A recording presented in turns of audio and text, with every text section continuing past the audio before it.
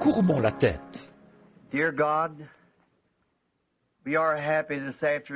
bien-aimé, cet après-midi, nous sommes heureux d'avoir le privilège de nous assembler encore une fois. Et toi seul, Seigneur, tu sais combien nos cœurs ont soupiré après cette heure où nous pourrions être de nouveau ici, devant ton peuple, pour apporter ce message dont nous sentons de façon si vitale qu'il est si urgent en cette heure. Tu nous as accordé ces quelques jours maintenant, et nous prions, Dieu bien-aimé, que ta main miséricordieuse soit sur nous, pour nous guider et nous diriger. Et donne-nous ces choses dont nous avons besoin, Seigneur, car nos cœurs désirent ardemment mieux te connaître. Nous voyons le grand champ de la moisson, blanc, mûr, et nous savons que le blé est prêt maintenant pour cette glorieuse époque du battage. Dieu bien-aimé, nous prions que tu fasses s'ouvrir la balle autour de nous. Puissions-nous reposer dans la présence du Fils ces quelques jours qui viennent et mûrir pour le royaume de Dieu. Bénis chaque chant qui sera chanté, bénis chaque prière et réponds à chacune qui sera priée, Seigneur. Sauve tous les perdus. Rappelle à la maison du Dieu vivant et à la communion fraternelle ceux qui se sont éloignés. Nous te prions, ô Dieu, de guérir tous les malades qui viendront sous notre toit. Accorde-le, Seigneur. Qu'il n'y ait plus personne de faible parmi nous à la fin de ces réunions. Et, Dieu bien-aimé, aussi pour nous-mêmes, nous qui nous disons l'Église aujourd'hui, les appeler à sortir. Ceux tout autour du monde qui sont sortis de Babylone pour être participants de cette merveilleuse communion en ce dernier jour. Nous te prions, ô Dieu, de vraiment bénir nos cœurs. Nous sommes véritablement affamés, Seigneur, et complètement vidés de toutes les choses du monde, pour autant que nous le sachions. Seigneur, nous avons déposé tous les fardeaux qui nous enveloppent si facilement, et maintenant, courons avec patience dans la carrière qui nous est ouverte. Accorde-le, Père, et qu'à la fin de cette réunion, nous soyons des chrétiens plus entiers, plus forts, meilleurs que ce que nous étions en entrant. Que Dieu reçoive toute la gloire, car nous le demandons au nom de Jésus. Amen. Je pense que c'est un grand privilège ce soir que j'attends depuis assez longtemps. L'autre jour, je disais à ma femme, je deviens tellement impatient à attendre d'arriver au tabernacle. J'ai d'autres amis, bien sûr que j'en ai, dans le monde entier. Mais il y a quelque chose de spécial au sujet de ce tabernacle ici. J'ai été pris de la poussière de ce coin-ci quand Dieu m'a donné la vie sur terre. Et je pense que, s'il tarde, je serai enterré ici quelque part. Quand il viendra, il me trouvera quelque part par ici. Mais on dirait qu'il y a quelque chose. Quand je pense à Jeffersonville, l'autre jour, je me sentais tellement seul. J'ai dit à ma femme, j'ai la nostalgie. Et je ne sais pas de quoi j'ai la nostalgie, à moins que ce soit ces gens qui prient pour moi. J'ai dit, eh bien, tout ce que je peux faire, c'est de retourner faire quelques jours de réunion, voir si on ne peut pas apprendre quelque chose du Seigneur. Peut-être qu'il veut que nous sachions quelque chose. Et le grand sujet vital qu'on a devant nous maintenant, c'est le mariage et le divorce. Et s'il y a une question, il doit y avoir une réponse. Il ne peut pas y avoir de question sans qu'il y ait une réponse. Peu importe ce que c'est, il doit y avoir une réponse. Et si le Seigneur le veut, j'essaierai d'en parler dimanche matin. Et alors, demain soir, je pense qu'on sera là-bas, elle s'appelle comment déjà cette école? La salle Parkview. Comment? L'école secondaire Parkview. Combien ça vous sait? Bien, je pense qu'ils vont mettre des panneaux, n'est-ce pas, Fresneville? Il y aura, c'est un peu plus haut, à peu près 1 kilomètre. Et il y aura un panneau. Vous tournez pour quitter la route. C'est un beau bâtiment en pente, et il y a de quoi appuyer vos bras et prendre des notes de ce que vous voulez écrire, et tout. Et je suis sûr que vous aimerez ça un peu mieux que comme vous seriez plutôt serré aux réunions ici, au tabernacle. Il y aura beaucoup de places de stationnement. Et je pense qu'il y a une petite consigne qu'on a promis de respecter. C'est qu'on ne doit pas arriver sur le terrain avant 18h30. Et à quelle heure? Je pense que ce serait une bonne idée qu'on arrive là-bas à 18h30. Maintenant, ils ont une autre salle, ici en ville, de 6000 places. Si ça va vraiment bien cette fois-ci, peut-être qu'ils nous laisseront avoir l'autre une fois, pour une grande réunion, peut-être dans le courant de l'été, que je rentrerai d'outre-mer. Et je pense que des places, il y en a... Combien est-ce qu'il y a de places là-bas? 4000. Alors, vous voyez, on ne manquera pas de place. Il n'y aura pas besoin de se presser. Alors, venez à 18h30. Comme ça, tout le monde pourra entrer à l'heure juste, tout le monde ensemble, et je suis sûr que vous aurez une bonne place. C'est en pente, comme ceci, et il y a des choses là sur lesquelles vous pouvez écrire et prendre des notes et tout. Et ça commencera, si le Seigneur le veut. Maintenant, je pense, ce soir, comme c'est la réunion de prière du mercredi soir, la salle est à peu près pleine. Alors je pense qu'il vaudrait peut-être mieux aller là-bas demain soir. On l'a loué au cas où il n'y aurait pas assez de place pour tout le monde. On pourrait aller là-bas. Mais je crois que ce serait mieux d'aller là-bas. Vous ne trouvez pas, Frère Neville, d'aller directement là-bas demain soir? Combien trouvent que c'est une bonne idée? Et là, vous aurez beaucoup de place. C'est déjà loué. C'est payé par des frères de l'Assemblée ici. Ça ne coûte que $50 par soir, ce qui est très... J'aimerais avoir ça partout, pouvoir avoir autant de place pour $50 par soir. Un bâtiment tout neuf, une belle estrade. Bien sûr, je pense bien qu'on va ramasser l'offrande. On ne veut pas que ces frères payent ça de leur poche. On va payer, les rembourser. Mais quand les frais et tout seront couverts, alors bien sûr, on pourra arrêter de ramasser l'offrande. S'il y a des étrangers avec nous, c'est un principe chez nous de ne jamais quêter, quémander, soutirer l'argent des gens. On fait passer le plateau à offrande et c'est un geste religieux.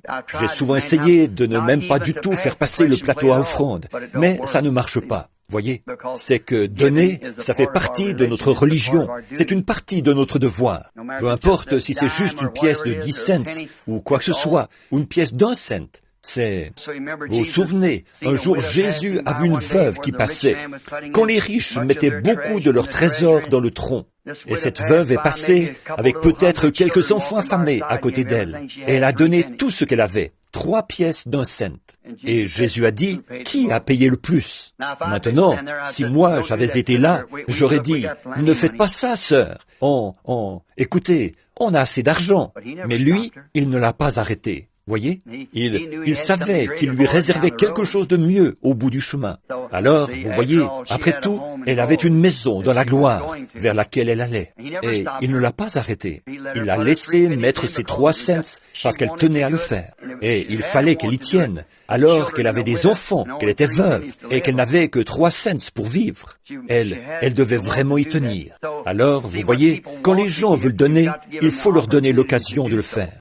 Mais je pense à ceux qui se tiennent là. Et les gens qui disent, qui veut donner $50? Qui veut donner $20? Je pense que c'est dégradant pour votre intelligence. Je pense que les gens comprennent qu'il faut de l'argent pour organiser des réunions. Et je ne leur ai jamais laissé faire une chose pareille, les administrateurs. J'ai dit, quand vous devrez faire ça, alors il sera temps que je retourne au tabernacle. Alors, on n'aura pas besoin de le faire. Mais je crois vraiment qu'il faut faire passer le plateau à offrande pour que le culte soit complet. Alors, ils feront probablement passer un petit plateau offrande chaque soir. Et ils diront quelque chose comme, eh bien maintenant, nous allons ramasser l'offrande. Et ils feront passer le plateau offrande et ce sera tout. Et chaque soir, si le Seigneur le veut, je pense que le Seigneur m'a mis à cœur un message bien précis pour l'Église. J'ai passé plusieurs jours à prier. Et je ne vais pas commencer à en parler maintenant. C'est que l'autre jour, il s'est produit quelque chose de vraiment phénoménal, de vraiment merveilleux. Et j'ai bien hâte de vous en parler. Et maintenant, le sujet principal, je pense, pour lequel Billy disait que la plupart avaient appelé, c'était sur le mariage et le divorce. Ce qui est un sujet très, très important. Et je ne savais pas comment l'aborder. Alors, je suis allé prier à ce sujet. Et le Seigneur m'a rencontré. Et je sais que moi, je ne l'ai pas, mais Dieu me l'a donné. Maintenant, je l'ai. Dieu m'a donné la réponse juste, voyez, et je sais que c'est vrai. Et alors, je ne sais pas encore exactement. Peut-être dimanche, il se peut que je demande à nos sœurs de ne pas venir à la réunion de dimanche. Mais je ne sais pas. Ça dépendra si les femmes mariées veulent venir avec leur mari. Il y a des choses vraiment capitales qui doivent être dites. La vérité là-dessus. Et comment? Alors, nous voulons l'exposer entièrement, comme il faut, par l'ainsi dit le Seigneur. Alors vous l'aurez. Alors, vous connaîtrez exactement la vérité. Et je compte sur lui pour le faire. Et maintenant, j'étais là-bas au restaurant l'autre jour, en train de manger. Et Jerry et les autres vous cherchaient. Il disait, eh bien, un des gars était là. Il disait qu'un type avait dit, je vais m'en tirer pas mal cette semaine. Il disait, ou ces 2 prochaines semaines. Il disait, il y a une réunion ici, du basketball, ou quelque chose comme ça. Il a dit, Branham là-bas va avoir une réunion. Il a dit, j'aurai beaucoup de monde à nourrir. Au Ranch House, un de ces restaurants là-bas. Et ils étaient très gentils.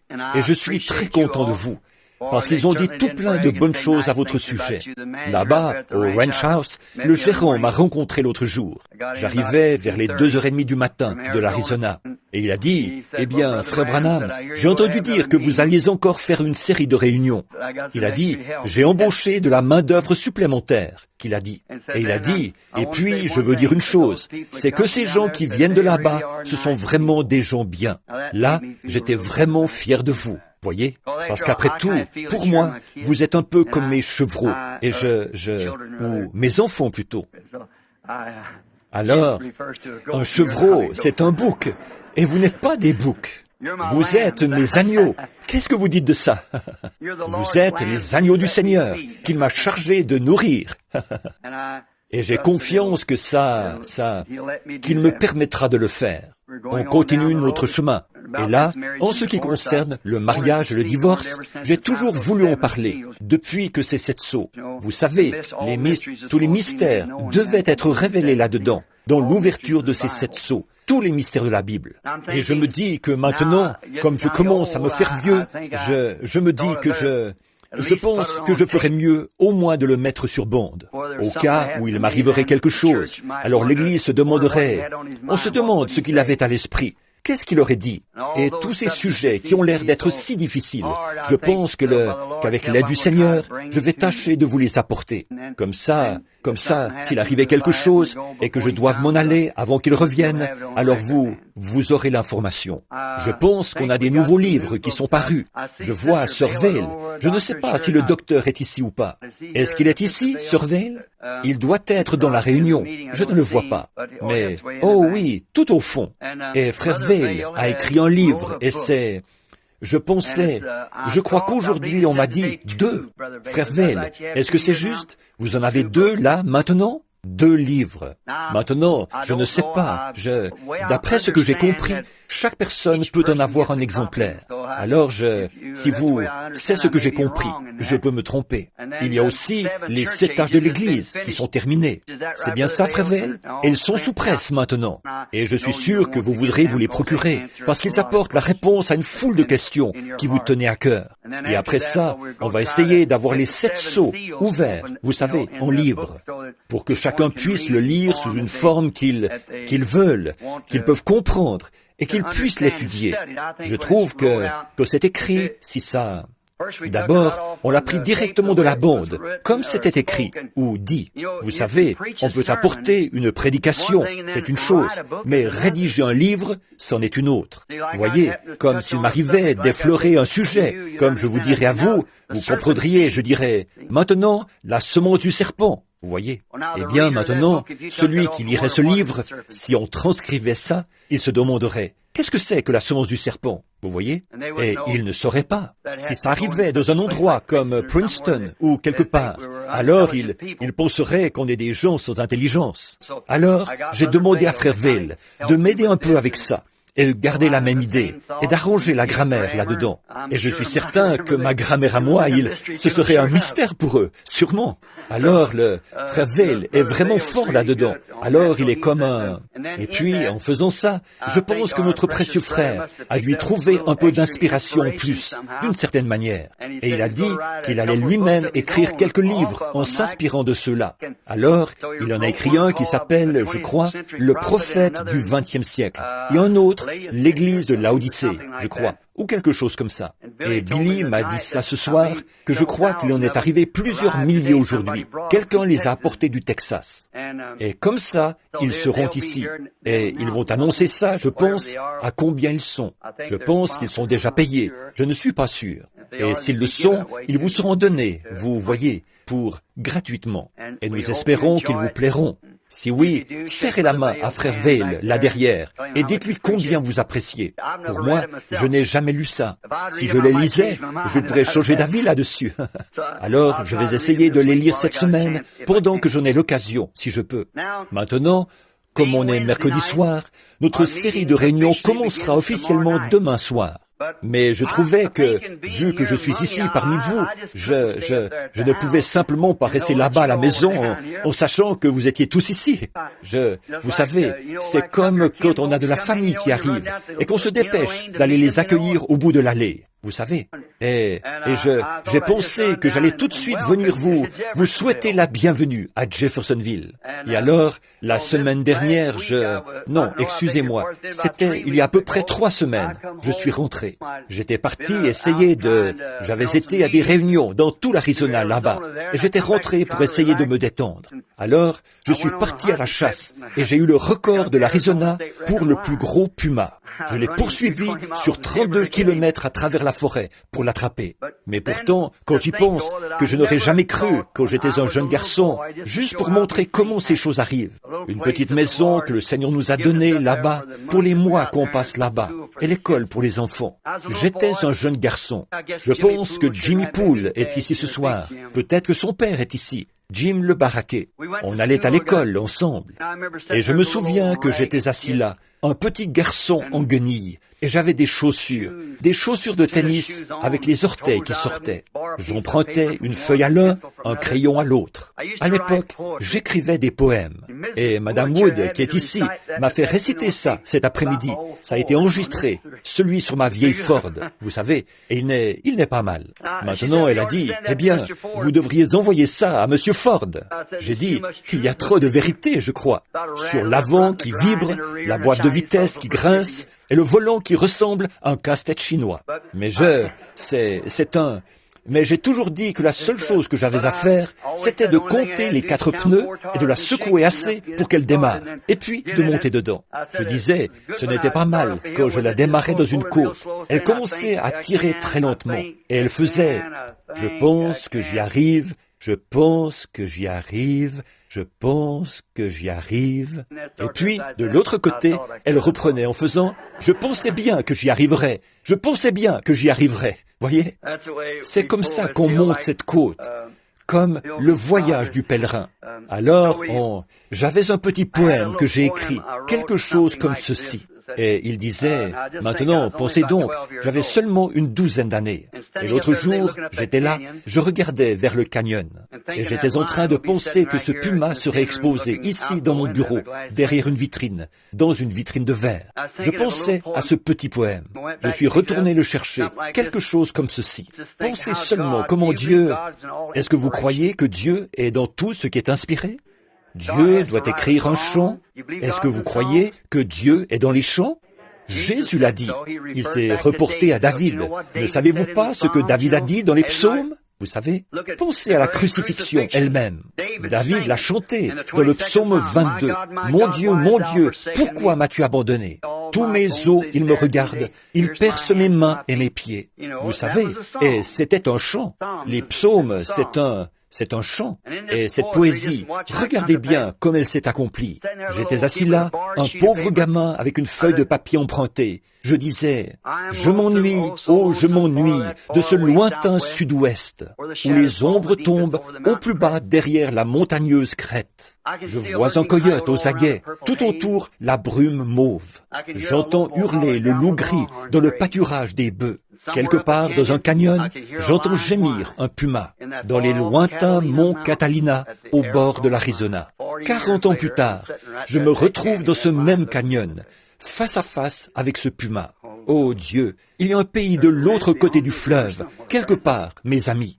Il est là, c'est tout, c'est certain. Voyez, il y a trop de choses qui en témoignent. Toutes ces choses ne sont pas que des mythes. Elles sont réelles. Ce sont des réalités. Je suis si heureux d'être ici ce soir, d'être avec ces gens avec lesquels je m'attends à vivre pour toujours là-bas, où il n'y aura plus ni maladie, ni mort, ni séparation. Et voyager ne sera plus rien pour nous à ce moment-là. Maintenant, je trouve qu'aucune réunion n'est complète sans qu'on lise la parole et qu'on fasse un petit... Frère Neville, je me suis avancé tout bonnement. Billy m'avait dit que vous vouliez que je prêche. C'est bien ça, Frère Neville? Je prends peut-être un peu trop de liberté, mais ça m'a fait tellement plaisir. Alors maintenant, vous qui avez des chants et tout, allez voir Frère Neville quand vous allez chanter, et on pourra faire ça là-bas.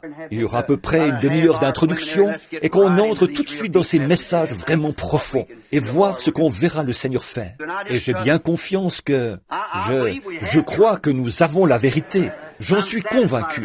Et je crois que le blé est... Tout à fait, que la balle est en train de s'en écarter. Vous savez. Et vous voyez, je donnerai peut-être un petit prélude là-dessus demain soir. Vous voyez, sur la balle qui est en train de s'écarter du blé. Mais le blé doit reposer dans la présence du Fils pour mûrir. Et c'est pour ça qu'on est ici, mes amis.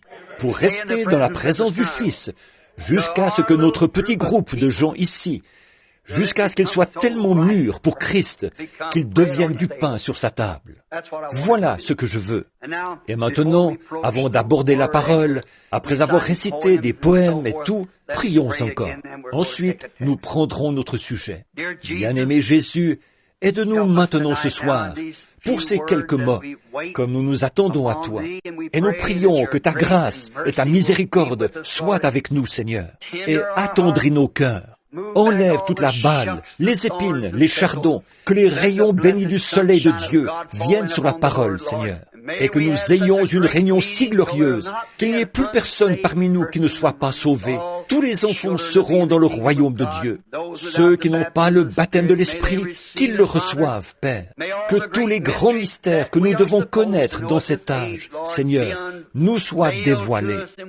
Et nous verrons Dieu clairement. Ainsi nous saurons comment nous comporter et comment agir, en nous corrigeant et en soumettant les membres de nos corps par la discipline de la parole, afin que nous sachions comment nous devons vivre en ce jour-ci, alors que le Seigneur Jésus est proche. Alors que je lirai de ta parole ce soir, Seigneur, il se peut qu'à cause de mon peu d'instruction, je réussisse à lire certains mots et peut-être que j'en prononce mal d'autres. Mais Seigneur Dieu, toi seul peux en faire sortir le contexte. Tu es le seul qui puisse le faire. Il n'y a aucun moyen pour qu'un être humain puisse jamais y arriver. C'est entre tes mains, Seigneur. Alors, donne-nous chaque soir ces choses qui sont cachées dans ta parole, afin que nous soyons de meilleurs chrétiens et que nous vivions comme il faut à l'heure où nous sommes, comme des chrétiens modèles. Nous le demandons au nom du Seigneur Jésus. Amen. Maintenant, beaucoup d'entre vous, dans vos Bibles, j'aimerais que vous preniez le livre de Jonas. On parle tellement souvent de ce que Jonas était rétrograde et tout. J'ai toujours pris le parti de Jonas. Je ne crois pas que Jonas était rétrograde. Je ne crois pas ça. Je crois simplement que, des fois, on l'utilise pour dire de quelqu'un, c'est un Jonas. Mais j'en ai déjà parlé d'une autre manière. J'ai dit ce que je pensais là-dessus. Jonas, ce qui était arrivé. La parole de l'Éternel fut adressée à Jonas, fils d'Amittai, en ces mots. Lève-toi, va à Ninive, la grande ville, et crie contre elle, car sa méchanceté est montée jusqu'à moi. Et Jonas se leva pour s'enfuir à Tarsis, loin de la face de l'Éternel. Il descendit à Jaffo. Et il trouva un navire qui allait à Tarsis. Il paya le prix du transport et s'embarqua pour aller avec les passagers à Tarsis, loin de la face de l'Éternel. Quelle triste fin! Un homme qui fuit la face de l'Éternel. Et c'est mon sujet. Maintenant, d'abord, nous voulons penser à ceci. Jonas était la raison, la principale raison, je crois, pour laquelle il a fait cette chose extraordinaire-là. C'est parce que Jonas était juif. Et il lui était demandé d'aller dans une ville des nations pour crier contre elle. Et il pensait qu'il ne serait pas reçu. En effet, les gentils se diraient, « Qu'est-ce que ce juif a à faire avec nous ?» Mais vous voyez, autre chose, ça nous fait voir quelque chose de glorieux ici. C'est que Dieu n'est pas seulement le Dieu des Juifs, mais il est aussi le Dieu des gentils. Il est le Dieu de tous les peuples. Il avait choisi les Juifs, c'est tout. Les Juifs étaient appelés le peuple choisi de Dieu. Ils avaient été choisis dans un but particulier. Et ce but, c'était de leur donner la loi. Et ils n'arrivaient pas à s'y conformer. Et il s'est simplement servi de ce peuple-là pour montrer qu'il était impossible de se conformer à la loi, qu'il était un Dieu de justice. Et que la loi exigeait une vie droite. Mais il n'y avait pas de grâce dans la loi pour qu'un homme puisse s'en sortir. La loi n'avait pas expié de peine, mais il a fallu la grâce pour expier la peine que la loi nous avait imposée. Et ici, Jonas, un des petits prophètes de la Bible, a été appelé à descendre dans cette ville. Et là, on voit un exemple de nous tous. Chacun d'entre nous, on fuit toujours quelque chose. On fuit les difficultés, on fuit les responsabilités. On a tous tendance à faire ça. On est plus porté à fuir qu'à rester là et à faire face. Vous voyez, c'est simplement qu'on se met à fuir. Des fois, on est porté à fuir le travail. On ne veut pas travailler. Il y a des gens qui s'imaginent simplement qu'ils peuvent gagner leur vie sans travailler. Mais je pense, c'est Salomon qui a dit que c'est là qu'on peut trouver la réponse, en observant une fourmi.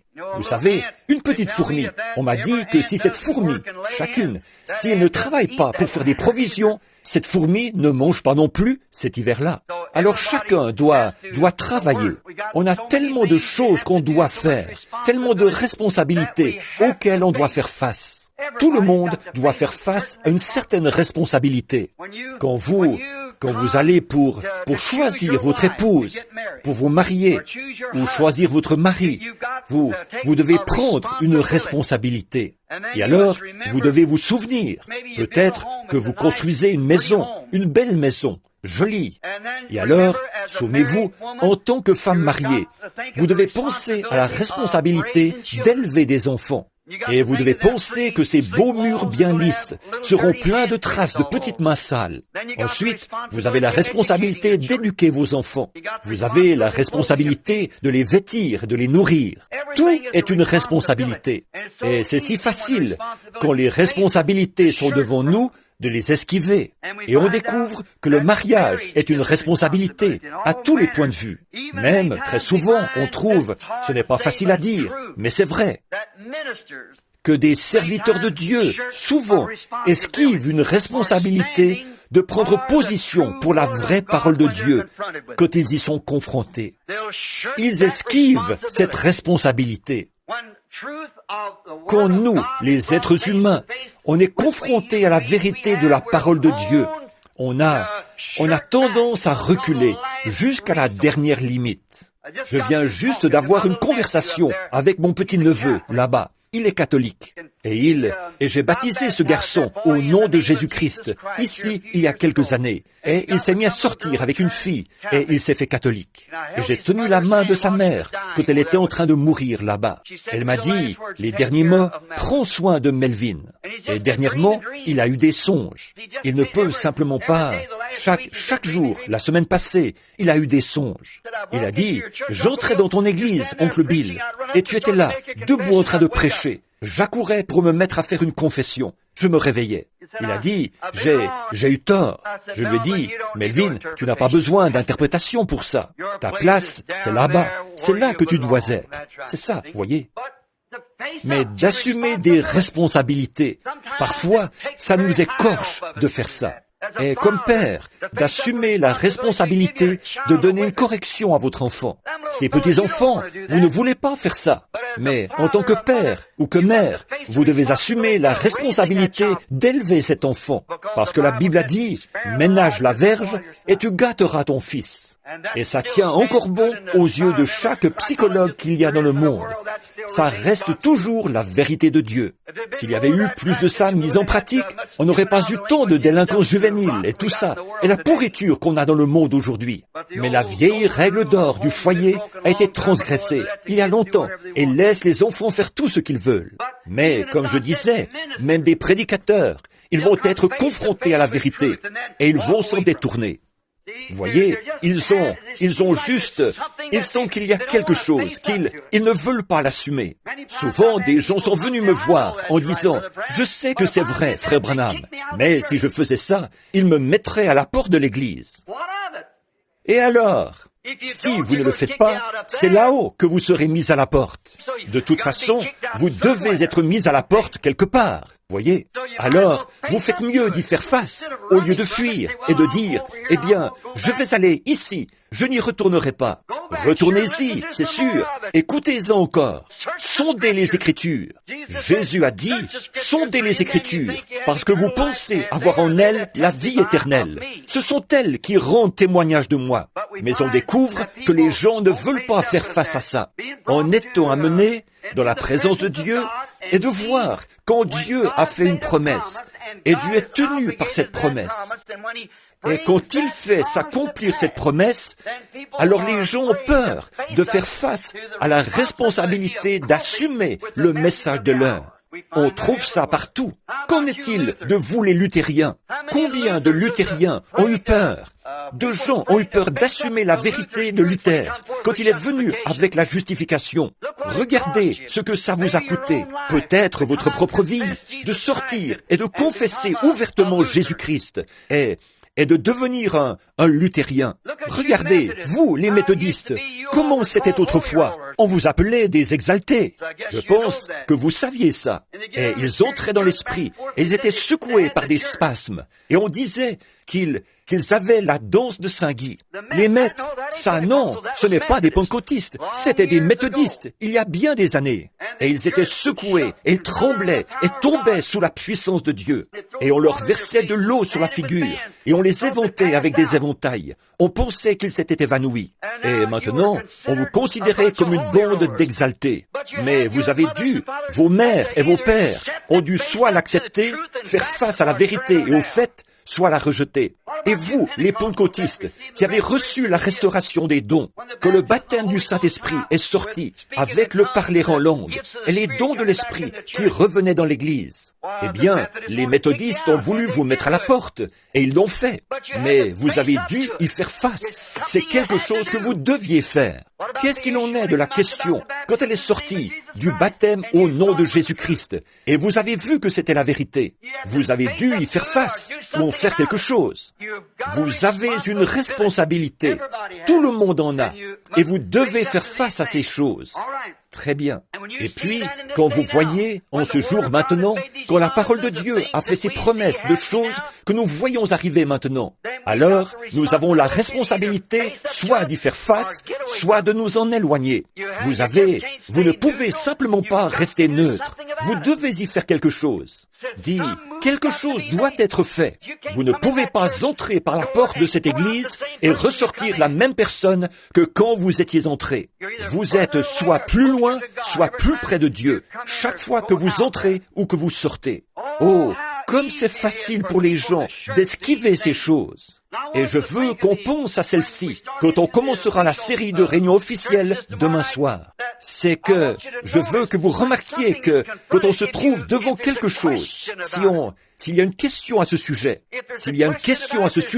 il doit y avoir une réponse. Disons, par exemple, si je disais que je veux aller vers l'ouest et que vous m'indiquiez par là, Eh bien, avant longtemps, je manquerai complètement mon but.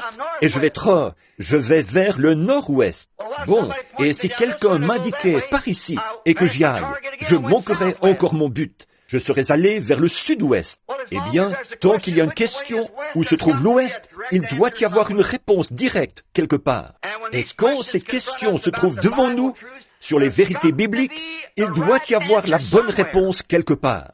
C'est vrai, elle doit y être. Et quand on voit quelque chose présenté, je pense qu'au lieu de fuir, de dire « Oh, c'est absurde, je ne peux pas croire une chose comme celle-là, je ne pourrais pas croire ça », pourquoi ne pas prendre la Bible et s'asseoir et y faire face? Étudiez-le. En ce moment, vous êtes ici à la réunion. Examinez-le. Vérifiez-le vous-même avec la parole. Vérifiez la parole par la parole.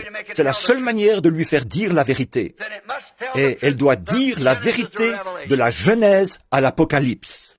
Christ est la révélation de toute la Bible. En lui, Christ, toute la plénitude, l'accomplissement de toutes les prophéties de la Bible est réalisé sans condition en Christ Jésus, parce qu'il était Dieu manifesté dans la chair. Maintenant, quand on découvre ces choses, toutefois, qu'on y est confronté et qu'on entre dans une réunion, et qu'on voit la puissance de Dieu en train d'agir et de faire des choses et de faire des œuvres surnaturelles, qu'on les voit s'accomplir, qu'on regarde dans la Bible et qu'on voit que c'est promis pour cette heure. Alors, quand on voit ces choses-là, alors on se trouve devant la responsabilité soit de l'accepter, je veux dire, pour nous-mêmes. Maintenant, beaucoup de gens sympathisent, beaucoup de gens disent que c'est vrai, mais ça n'en fait pas ce n'est pas de ça que vous êtes responsable. Comme j'ai dit, et si j'étais un jeune homme et que je cherchais une épouse pour me marier et qu'il y avait ici une jeune fille qui ait toutes les qualités que je trouve nécessaires à une femme, eh bien, côté moral, c'est une reine, est charmante, et un bon caractère, une vraie chrétienne, tout ce que je peux espérer pour me faire une bonne épouse. Peu importe combien je dis qu'elle est parfaite, qu'elle est juste comme il faut, elle n'est pas à moi tant que je ne l'ai pas acceptée et que je n'ai pas pris la responsabilité de l'avoir comme femme. C'est la même chose avec le message. Vous pourriez dire, c'est vrai, ou ceci, cela, ou autre chose, et dire, je sympathise avec. Je crois que c'est la vérité, mais vous devez l'accepter et doit devenir une partie de vous, et vous une partie de lui. Vous devez... Alors, il est à vous. Quand vous épousez cette femme que vous avez choisie, c'est là que vous devenez un. Et c'est comme ça que vous êtes avec Christ. Quand vous le voyez manifesté et rendu réel, alors vous êtes une partie de lui, et il est une partie de vous. Et ensemble, vous êtes une partie du message. Oh, combien on a de navires dénominationnels qui vont à Tarsis pour les Jonas de ces jours-ci. Il y en a 900 et quelques de navires qui prennent le chemin de la facilité. Ils ne veulent pas y faire face. Jonas ne voulait pas faire face, le fait d'aller vers les non-juifs. Il ne voulait pas leur apporter ce message cruel là-bas. Dans 40 jours, vous périrez si vous ne vous repentez pas. Ça le rebutait. Et il se disait, ces non-juifs, on ne sait pas à quoi s'attendre de leur part. Mais il devait y faire face. Vous voyez, seulement il a pris le bateau de la facilité et il est allé à Tarsis. Il est descendu au fond du bateau et il s'est endormi. Il a choisi le chemin de la facilité. C'est un chemin facile. C'est un chemin qui a du succès auprès des gens. C'est facile de prendre le chemin où tout le monde vous passe la main dans le dos et dit que vous êtes un brave type. Et voici un tel, où le monde vous tient en haute estime. C'est facile de suivre le chemin du plus grand nombre. Mais quand vous devez faire quelque chose de différent, quand vous devez vous tenir à votre conviction de ce que vous savez être la vérité, c'est là qu'il y a la partie difficile. C'est là que les frictions arrivent. C'est en plein là. Oh, comme on a souvent chanté ce vieux cantique. Qu'il est facile, quand on navigue sur une mer calme, de se confier dans la force du grand bras de Jéhovah. Mais, oh, que les vagues se mettent à souffler, que le vent souffle et soulève les vagues. Alors, qu'est-ce que vous faites? Quelque chose comme on m'avait raconté une fois qu'une dame avait dit. À l'époque des voitures à cheval, elle a dit que le cheval s'était emballé avec elle en rentrant de l'église. On a dit, qu'est-ce que vous avez fait? Elle a dit, j'ai fait confiance au Seigneur jusqu'à ce que les rênes lâchent.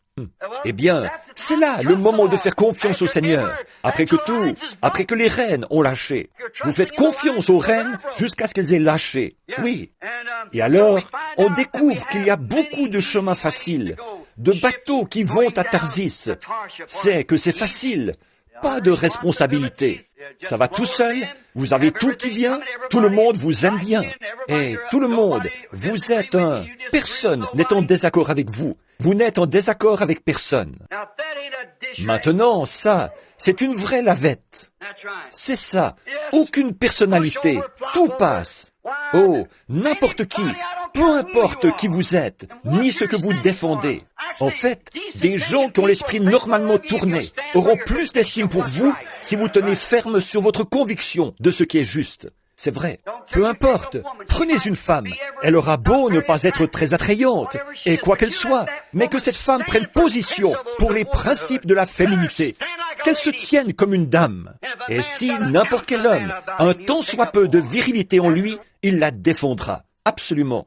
On apprécie quelque chose que quelqu'un a, qu'il croit être la vérité, et qu'il tient ferme pour ce qu'il pense être juste.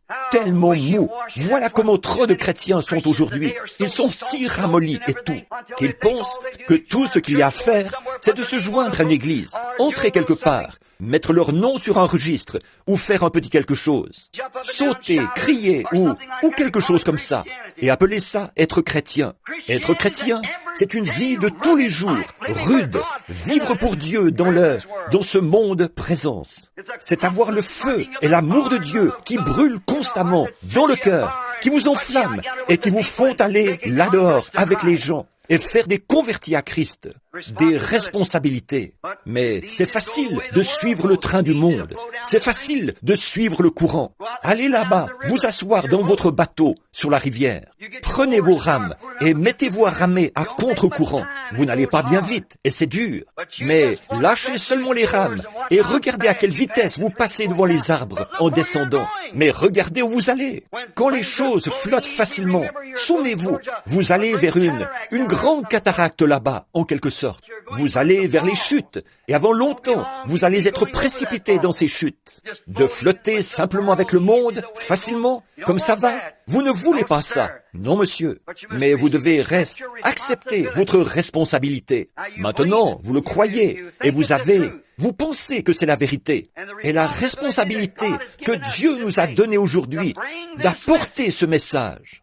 Et comme je prends de l'âge, et je sais que mes jours raccourcissent, je ressens cette responsabilité plus que jamais. Avancez, sans relâche. Nous devons le faire. Nous devons nous y mettre, partout où nous allons, et annoncer le message. Et dire aux gens que Jésus-Christ revient, qu'il est Dieu et qu'il vient bientôt. Il ne reste aucun autre espoir pour le monde que la venue du Seigneur. Là-bas au fond, je vois des amis qui étaient avec moi là-haut quand l'ange du Seigneur. Ces gars qui sont assis ici, je pense qu'ils ont trouvé l'endroit où ça s'est passé là-haut. Et souvenez-vous simplement de ce que le Seigneur a dit ce jour-là à Freywood. Il montait la colline et il était en quelque sorte en train de pleurer parce que sa femme était malade. Et le Seigneur a dit, ramasse ce caillou et lance-le en l'air et dis, ainsi dit le Seigneur.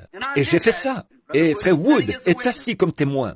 Et j'ai dit, Freywood, il ne se passera pas longtemps avant que tu vois arriver quelque chose. Et le lendemain, pendant qu'on était debout là, nous tous ensemble, et beaucoup de ces hommes sont ici même ce soir.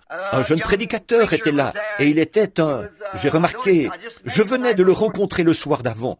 Il était dans notre camp, il était monté pour être avec nous.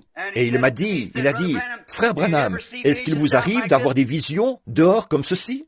J'ai dit, oui monsieur, mais je viens ici pour m'en éloigner, en quelque sorte, pour me reposer un petit peu.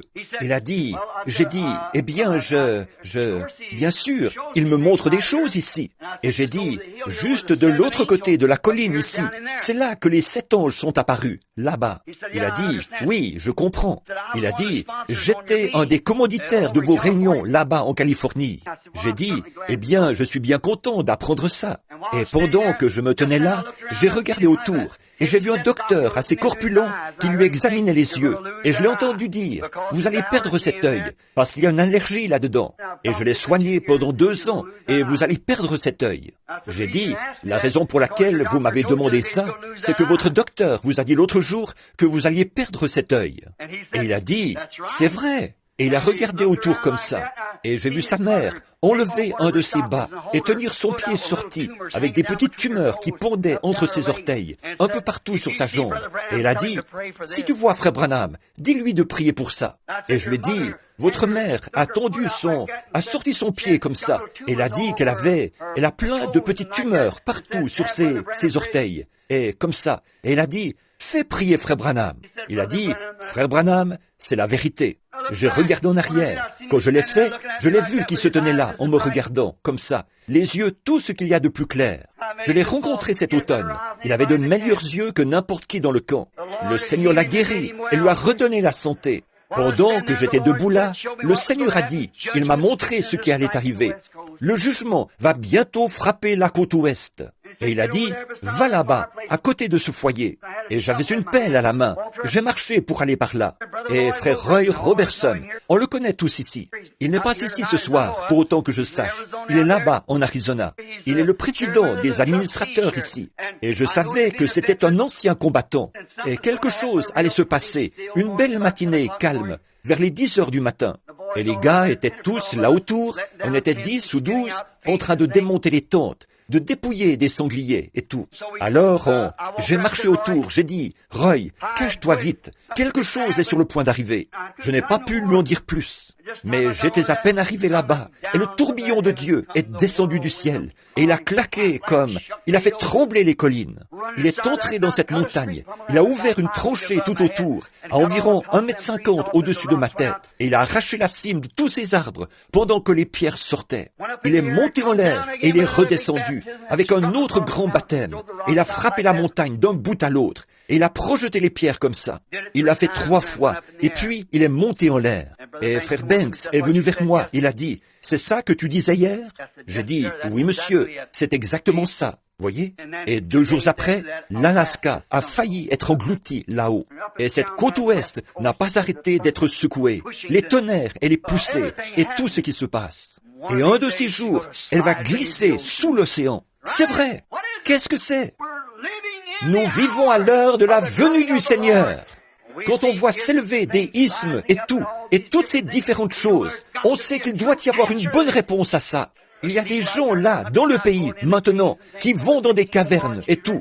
Et le 16 mars, vous l'avez lu dans le journal, le Seigneur va revenir. Vous savez que c'est faux.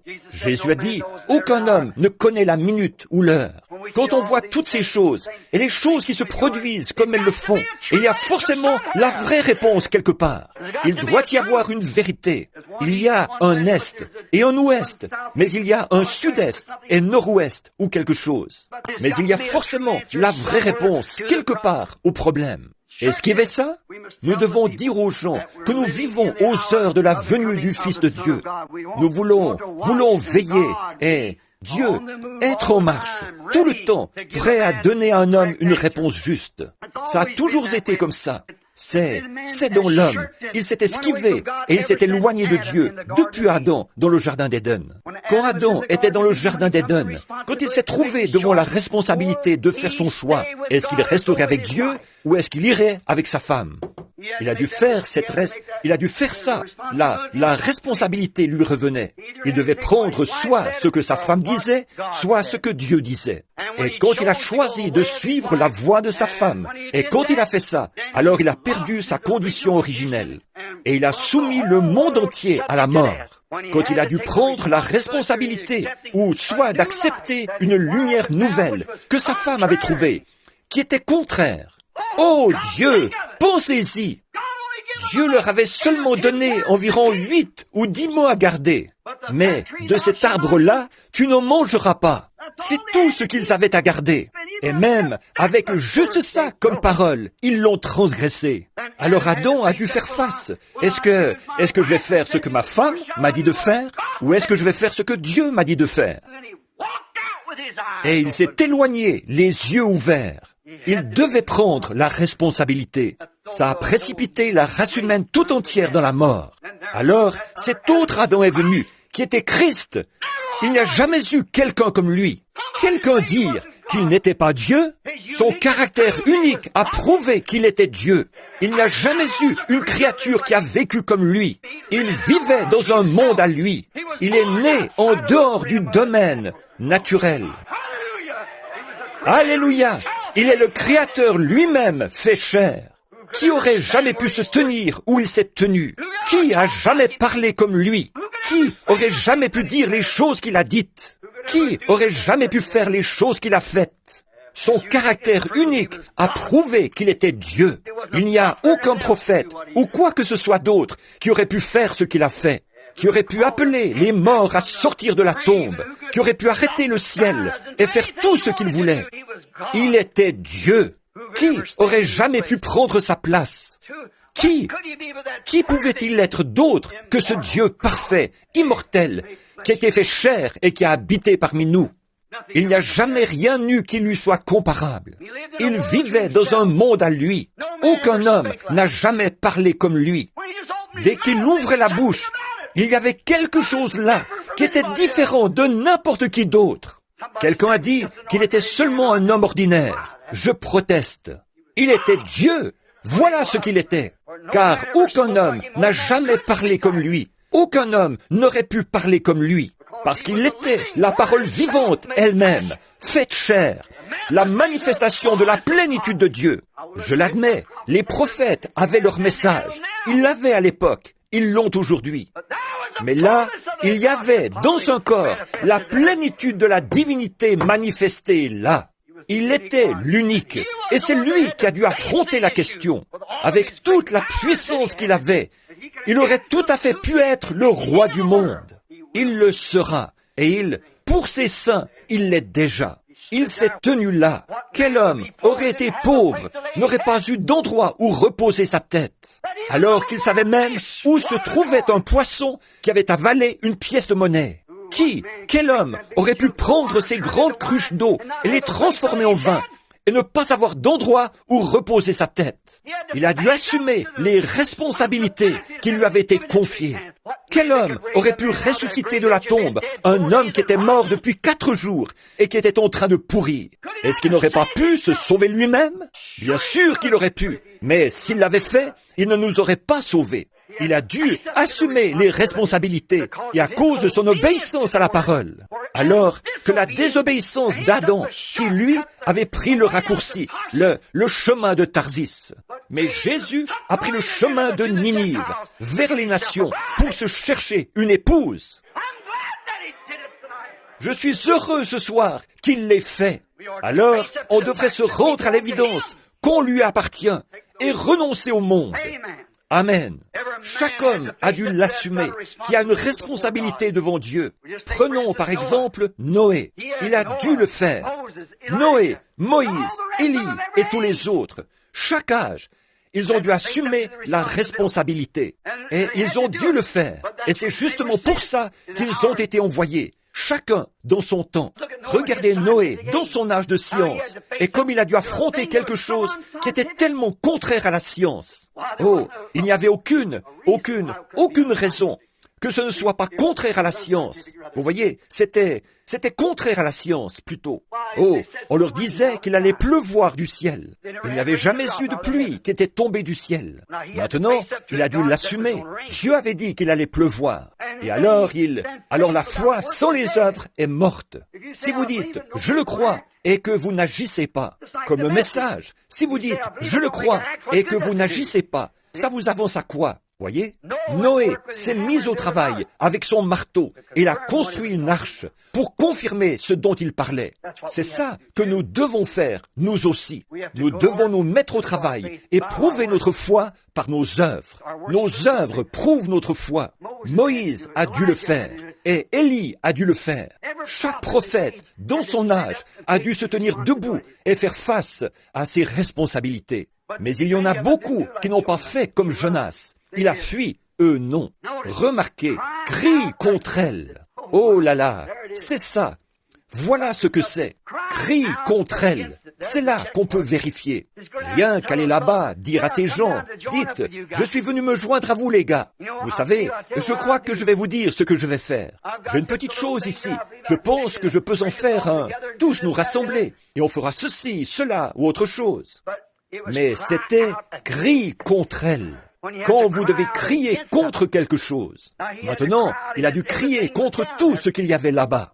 Crier contre la ville. Crier contre leur travail. Crier contre leur église. Crier contre leurs prophètes. Crier contre leurs prédicateurs. Crier contre leurs prêtres. Crie contre elle. Contre tout. Crie contre elle. Noé a crié contre son âge. Bien sûr, il l'a fait contre les églises de son âge. Moïse a très certainement crié contre son âge, contre les gens, les prêtres, et ainsi de suite. Il a crié d'un bout à l'autre du désert. À chaque croisement, il criait. Il criait sans arrêt après le peuple. Élie était très mal vu dans son jour, parce qu'il criait contre cet âge-là. Il l'était certainement. Jean-Baptiste était très mal vu dans son âge. Il a crié contre son âge. Il a dit au roi, le potentat du pays, il avait épousé la femme de son frère. Il a dû prêcher sur le mariage et le divorce un matin. Alors, il a crié contre ça. Il a dit, il ne t'est pas permis de l'avoir. Ça lui a coûté d'avoir la tête tranchée plus tard. Mais il a crié et il est resté à son poste. Il n'a jamais pris le bateau pour Tarsis en disant, eh bien, je veux bien être d'accord avec toi, Hérode. C'est bon, puisque tu trouves qu'elle est gentille, qu'elle est une bonne épouse pour toi. Vas-y. Oh, miséricorde. C'est lavette, vous voyez, oui, n'importe quelle petite chose. Ça, ce n'est bon rien qu'à nettoyer des assiettes sales. Mais remarquez, Jean n'était pas comme ça. Il a pris le taureau par les cornes. Il a dit, il ne t'est pas permis de la voir. Oui, monsieur. Et il s'est élevé contre ça. Ils n'ont pas fui. Jean ne l'a pas fait. Ils sont restés là. Et ils ont regardé les choses en face. Une fois, Moïse a essayé de fuir comme Jonas. Mais Dieu l'a ramené. Beaucoup d'entre eux ont essayé d'y échapper. Ils se mettaient à... Mais écoutez, si Dieu vous a appelé et que vous êtes sûr que Dieu est dans le message, rien ne pourra vous faire reculer. Ça n'a pas fait reculer Jonas. Non, monsieur. Amos, il y a bien longtemps, s'est écrié. Il a dit, le lion a rugi. Qui ne serait effrayé? Dieu a parlé. Qui ne prophétiserait? Qui ne prophétiserait? Quand on voit Dieu parler et dire qu'une certaine chose va arriver, et la voilà qui arrive. Un lion rugit. Tout le monde a peur. Oui, monsieur. Si vous en avez déjà entendu un rugir dans la jungle, vous pouvez entendre ceux-là qui miaulent dans les cages, par ici, de ces lions apprivoisés. Mais vous devriez une fois en entendre rugir un vrai, un sauvage. Ça fait tomber les pierres de la montagne, à 500 mètres de là. Je ne comprends pas comment tant de vacarme peut sortir de ses poumons. Et il baisse la tête, sa crinière s'ébouriffe. Je n'ai jamais rien entendu. C'est comme un coup de canon, quand il fait sortir ce grand rugissement de ses poumons. Qui pourrait ne pas avoir peur? On dit que si jamais vous êtes tué par un lion, c'est sans douleur. Il vous fait mourir de peur avant de vous attraper. Vous voyez, vous ne le sentez pas. Il vous épouvante par ce gros rugissement féroce et le voilà sur vous en une fraction de seconde. Il a dit, le lion a rugi. Qui ne serait effrayé? Dieu a parlé. Qui ne prophétiserait? Quand vous voyez Dieu faire quelque chose, vous dites, il se peut que je ne sois pas prophète. Jonas a dit, il se peut que je ne sois pas prophète, ni fils de prophète, mais Dieu a parlé. Qui ne prophétiserait? Il se peut que je ne sois pas prophète. Il se peut que je ne sois pas ceci, cela ou autre chose. Quand je vois Dieu faire quelque chose, et que je le vois ici dans la parole, et qu'il l'a promis, qui peut se taire et rester tranquille? Bien sûr, il l'a fait. On ne peut pas non plus se cacher derrière des credos et tous ces groupes ici et descendre à Tarsis. On ne veut pas aller avec ces groupes. Mais il y en a beaucoup, comme Adam, qui font la même chose. Ils essayent de se faire un substitut en quelque sorte. Ils cherchent un moyen de s'en sortir. Et ils se font un substitut pour affronter Dieu. Une fois qu'ils savent qu'ils ont tort, quand ils ont été confrontés à la vérité, il a suivi sa femme et il a fait exactement ce que Dieu lui avait dit de ne pas faire. Il a avancé tout droit et il l'a fait quand même. Alors, il s'est retrouvé nu, elle et lui, tous les deux, dans le jardin d'Éden. Leurs yeux se sont ouverts. Ils savaient ce qui était bien et ce qui était mal à ce moment-là. Et là, il a essayé de trouver un substitut pour se couvrir avec ça. Maintenant, c'est à peu près comme ça qu'on fait aujourd'hui. Une excuse. On dit, eh bien, je vais te dire, si c'était ici, ou si ceci, ou si, c'est comme... Voyez? Mais vous devez faire face à la chose. Ou bien c'est juste, ou bien c'est faux. Et si c'est juste, qu'on s'en tienne à ça. Si c'est faux, qu'on s'en éloigne. C'est tout. Trouvez ce qui est juste. Pas question d'attendre plus longtemps. Trouvons tout de suite ce qui est la vérité et ce qui est juste, et qu'on s'en tienne à ça. Nous savons que c'est vrai. Maintenant, nous trouvons aujourd'hui que les gens sont tellement... On dirait qu'il n'y a plus aucune sincérité dans les églises. Là-bas, on habite dans la maison d'une précieuse sœur qui vient à l'église ici. Elle est probablement assise ici ce soir. Et elle la loue assez aux gens. Et elle a été vraiment très gentille avec nous pour cette maison, de nous laisser avoir la maison. Alors, je mentionnerai bien son nom, mais elle ne voudrait peut-être pas que je le fasse. Et elle a été si gentille avec nous, et on ne voudrait surtout pas la dénoncer. Mais elle a été une femme très, très gentille. Et dans la maison, il y avait une télévision, là, dans un coin. On a une petite, des maisons jumelées. J'ai une grande famille, et pas mal d'enfants, et vous savez, il leur faut des lits. Il y en a plein, et des tas d'affaires dessus. Alors on doit enjamber ceci et cela quand on entre et quand on sort. Et alors là-bas, il y avait une télévision. Et sur cette télé, le dimanche matin, ces enfants se sont mis à regarder un genre d'émission où on chante des cantiques. Vous savez, il y aurait presque eu de quoi vous faire honte s'il n'y avait pas un vrai christianisme quelque part sur lequel vous puissiez mettre la main, de voir ce que les gens appellent le christianisme. Oh, on dirait qu'il n'y a plus aucune sincérité là-dedans. Oh, c'est affreux de les voir brandir le poing et se battre à l'écran, tout en essayant de chanter des cantiques et tout ça. Ils font des blagues que même un marin ne ferait pas. Ils disent tout ce qui leur passe par la tête. Ils plaisantent, ils font n'importe quoi.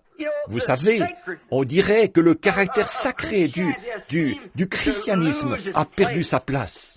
Maintenant, je vais à l'église et je vois le pasteur monter sur l'estrade et annoncer qu'il va y avoir un concours de natation.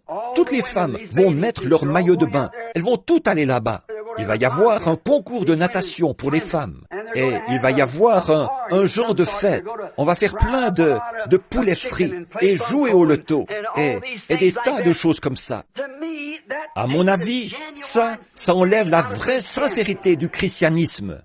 On se permet n'importe quoi. En venant ici, j'ai remarqué, vous savez, on voit plus nos sœurs porter des shorts ici où il fait froid qu'on en voit là-bas où il fait chaud. Voyez, c'est vrai. Là-bas où il fait vraiment chaud, il n'y en a pas tellement qui en portent. Mais ici où il fait froid, elles le font. Vous voyez, elles ne se rendent pas compte que c'est le diable qui fait ça. Voyez? Maintenant, si c'était pour être bien, pour être plus à l'aise, ce serait autre chose. Sur un homme, je trouve que c'est affreux à voir sur un homme. Mais on ne ferait pas attention à un homme. Mais la femme, son corps est sacré. Elle doit le garder sacré.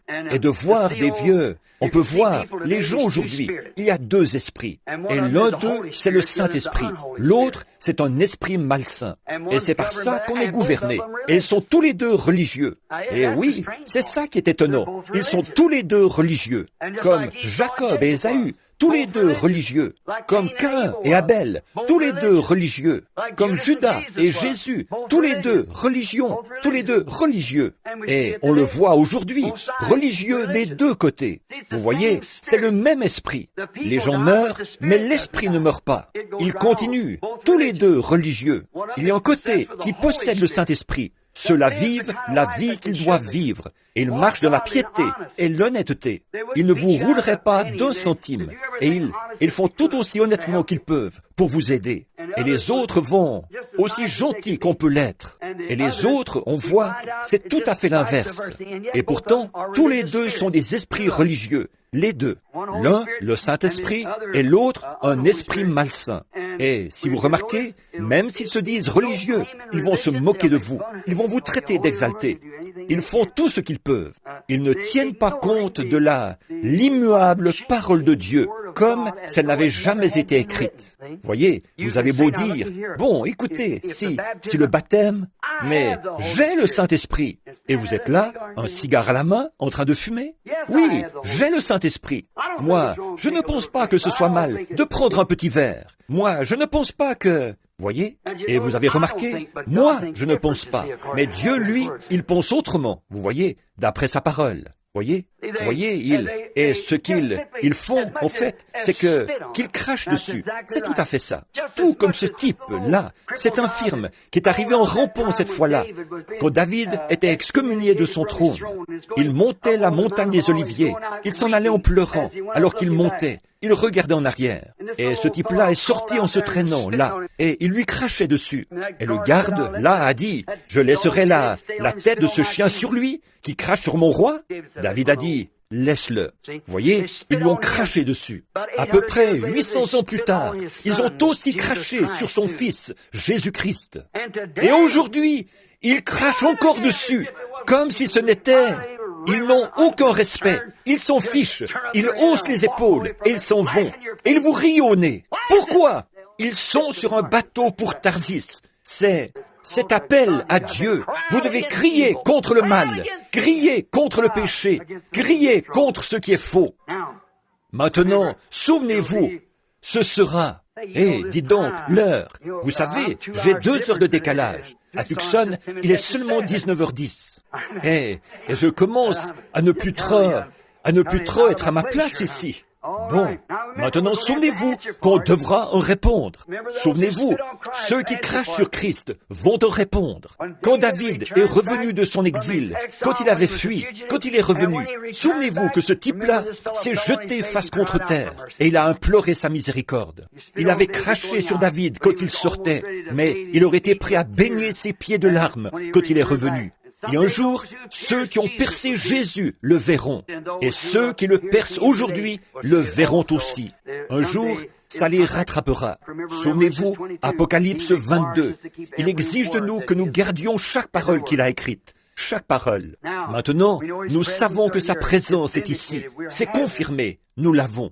Et nous sommes confiants que ce sera encore confirmé parmi nous cette semaine, que les malades seront guéris et que de grandes choses vont se passer.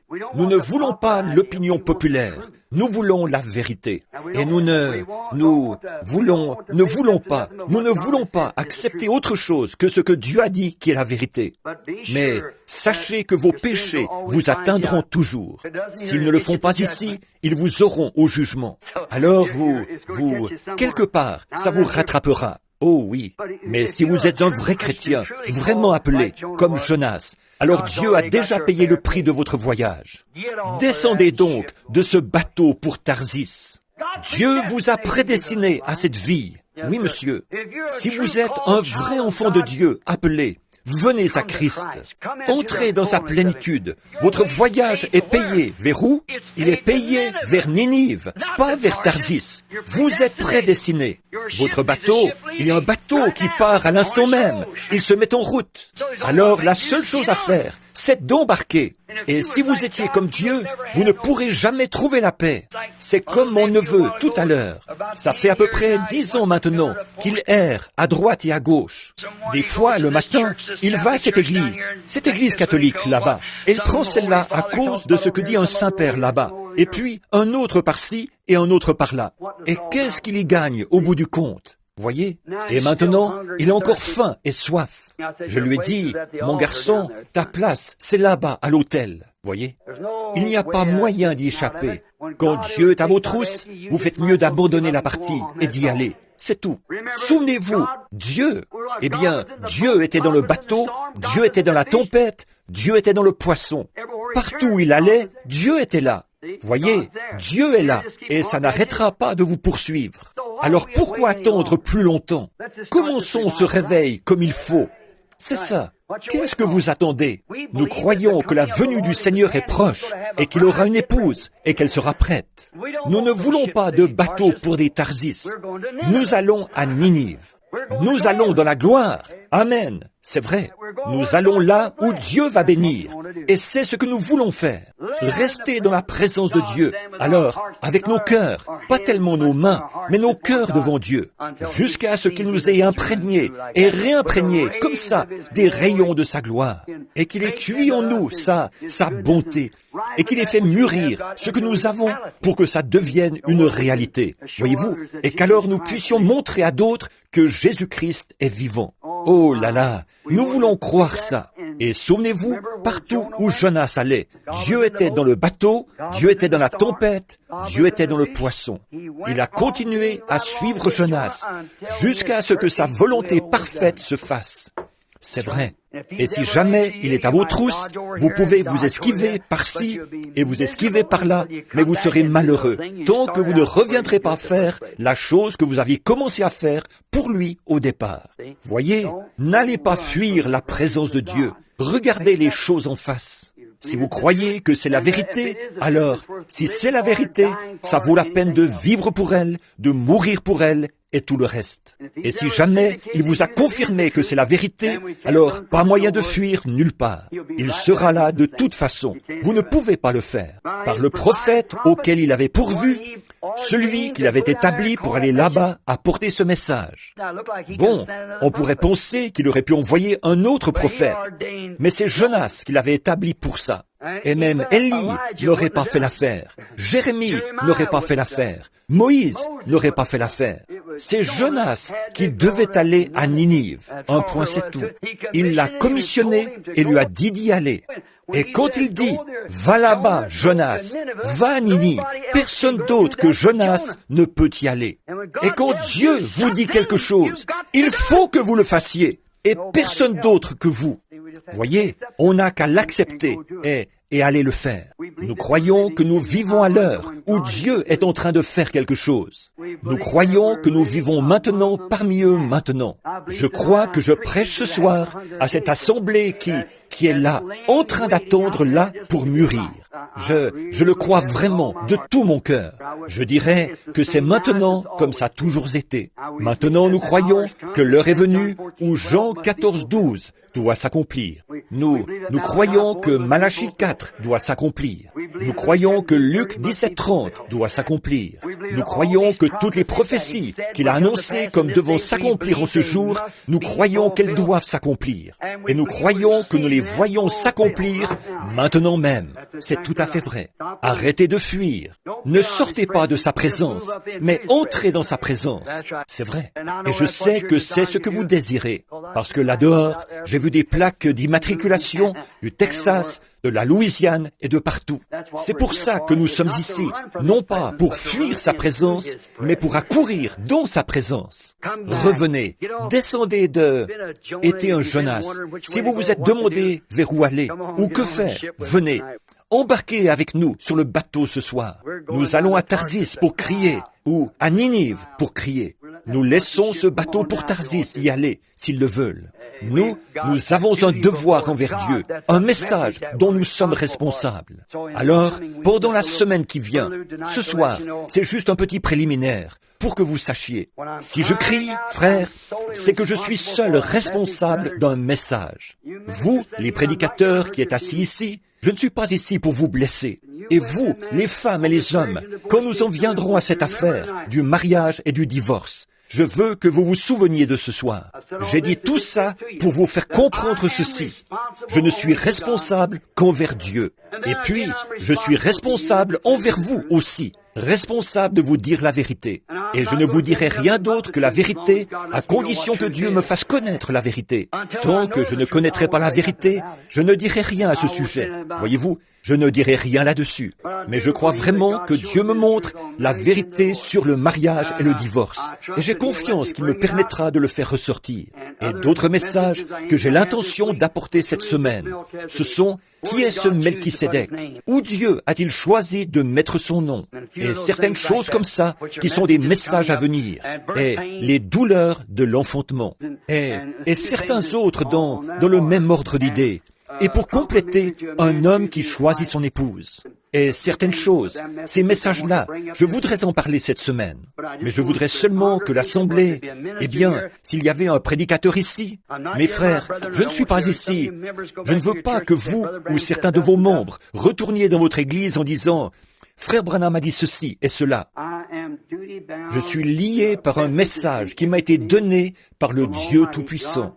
Comme je me tiens ici ce soir, et Dieu sait que c'est vrai, que tout près d'ici, au bord de la rivière, il y a peut-être ici des gens qui étaient là, quand l'ange du Seigneur est descendu là, et qu'il m'a dit ce qu'il m'a dit, en 1933, tout près d'ici, en descendant la rue Spring. Si vous n'êtes pas d'ici, suivez la rue tout droit. C'est au coin de la rue Spring, là où vous arrivez à la rivière. C'est là que c'est arrivé. C'était en 1933, ce qui fait qu'il doit y avoir dans les 32 ans de ça. Oh, ça fait 32 ans. Et de voir comment, depuis ce jour-là, il a fait arriver ça, chaque chose. On est sorti pour apporter le message, et on a vu les malades guéris, les aveugles et les infirmes, et les boiteux et les estropiés et tout. Et on a même vu des morts, dont le décès avait été constaté, être ressuscités d'entre les morts. Des gens mourir et être ramenés à la vie, et toutes ces choses. Si un message est proclamé, il y a des signes et des prodiges. Et on verrait encore cette même école de pensée là qu'on avait. Ça ne venait pas de Dieu. Dieu n'a pas besoin de... Dieu cherche à attirer votre attention sur quelque chose. Et alors, quand Jésus est sorti, il s'est mis à guérir les malades, à faire des grandes œuvres et tout. Jésus l'a fait, et Moïse et Jésus l'ont fait, et les autres aussi. Et quand il était ici, il l'a fait. Et il fait la même chose aujourd'hui. Quand il envoie une réunion comme ça, des réveils, qu'il entreprend une réunion sur la terre, et qu'il se met à faire de grands signes et des prodiges. Et puis, que vous voyez revenir ce même enseignement d'avant, il y a quelque chose qui cloche quelque part. Il y a quelque chose de nouveau qui vient. Quand Jésus est venu, c'est un bon rabbin. Il pouvait aller à n'importe quelle chaire et prêcher quand il guérissait les malades. Ils aimaient bien l'avoir là. Mais un jour, quand il s'est assis et qu'il a dit « Moi et mon Père, nous sommes un ». Oh frère, il n'a plus été tellement populaire après ça. Quand il a dit « Si vous ne mangez ma chair et ne buvez mon sang, vous n'avez pas la vie en vous-même. Mais celui qui mange ma chair et qui boit mon sang a la vie éternelle, et je le ressusciterai au dernier jour. » À partir de ce moment-là, il n'a plus été tellement populaire. Il disait « Cet homme est un vampire, cet homme est un Belzébul. » C'est pour ça qu'il a pu faire ces choses-là. Il peut dire la bonne aventure. Il regarde dans leur esprit et il perçoit leurs pensées. C'est un diseur de bonne aventure. Mais ce que c'est qu'il était la parole de Dieu manifestée pour cette heure-là. Et il était lié par le devoir. Il a dit, je fais toujours ce qui est agréable à mon Père. Que Dieu nous aide à faire la même chose, à faire ce qui est agréable au Père. Et j'espère que vous comprendrez. Et si vous n'êtes pas d'accord avec moi sur ces messages et ces choses, j'espère que vous n'oublierez pas et que vous aurez au moins assez de respect pour voir que j'ai une responsabilité et que je ne vais pas à Tarsis. Je suis en route vers Ninive et je dois crier. Que Dieu vous bénisse tous. Maintenant, courbons la tête un instant. Il est presque 21h30. Je ne veux pas vous retenir, mais j'aimerais savoir une chose, si possible, ce soir. Est-ce qu'il y en a ici qui ne sont pas exactement où ils devraient être en Christ, mais vous voudriez y être, et vous désirez y être? Alors, est-ce que vous voulez juste lever la main pour dire, « Frère Branham, priez pour moi. Que Dieu vous bénisse. Regardez-moi toutes ces mains. Je suis ici, Frère Branham, pour me rapprocher de Dieu. » Et si vous aviez la tête levée, moi aussi, j'ai la main levée. C'est pour ça que je suis ici. J'ai faim, tout comme vous. Mais, l'autre jour, une chose des plus glorieuses est arrivée. Et maintenant, je sais ce que je dois faire. Et je prie Dieu de vous donner cette compréhension claire. Elle est là. Là, si une question se pose à votre esprit, il faut qu'il y ait une réponse quelque part pour répondre à cette question. Ma prière, c'est que Dieu vous fasse voir la réponse à cette question pendant ces moments. Si vous êtes malade, puisse Dieu vous guérir. Nous allons avoir des services de guérison pratiquement chaque soir, je pense, et nous allons prier pour les malades. Nous ferons tout ce que nous pouvons pour vous aider. Et vous, faites tout ce que vous pouvez pour nous aider. On travaillera ensemble, confiant que Dieu nous donnera de glorieuses réunions. Maintenant, Dieu notre Père, ces quelques paroles entrecoupées, mais elles sont entre tes mains maintenant. Seigneur, elles ont été prononcées, je devrais en répondre. C'est comme, ces mots ne pourront jamais s'éteindre. Ils continuent à tourner autour de la terre. Ils sont enregistrés, et un jour, j'y serai confronté de nouveau. J'en suis conscient, Seigneur, et je le dis avec une profonde sincérité. Dieu bien-aimé, ce soir, je prie pour chacun de ceux-ci, tes enfants. Et, ô Dieu, je veux croire qu'avant la fin de cette semaine, ils comprendront que la question qui les préoccupe tant ce soir sera réglée. Accorde-le, Seigneur.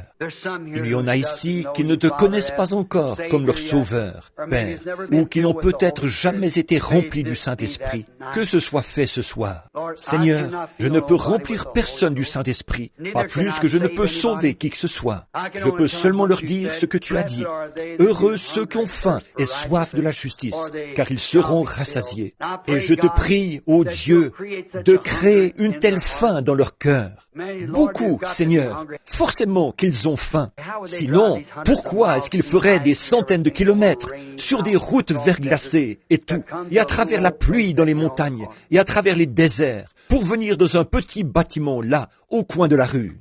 Et alors, je repense à ce que tu as dit. En quelque lieu que soit le cadavre, là s'assembleront les aigles. Nourris-nous, Seigneur, de ta manne divine. Donne à nos âmes ce dont nous avons vraiment besoin. Nous avons soif de toi, Père. Nous sommes entre tes mains maintenant. Et que le glorieux Saint-Esprit, qui est descendu sur la montagne là-bas l'autre jour, qu'il sature, je te prie, chaque cœur qui est ici de sa bonté, de sa miséricorde et de compréhension. Père, nous sommes conscients que c'est de ça que nous avons besoin, c'est de comprendre. Car si nous ne savons pas ce que nous faisons, comment pouvons-nous savoir le faire? Mais il nous faut de la compréhension. Comme Daniel le disait, il avait compris par les écrits du prophète Jérémie. Et Père, nous comprenons par l'écriture du Saint-Esprit, comme il veut nous la révéler dans cette heure-ci. Exauce, Seigneur, les désirs de toi que nous avons.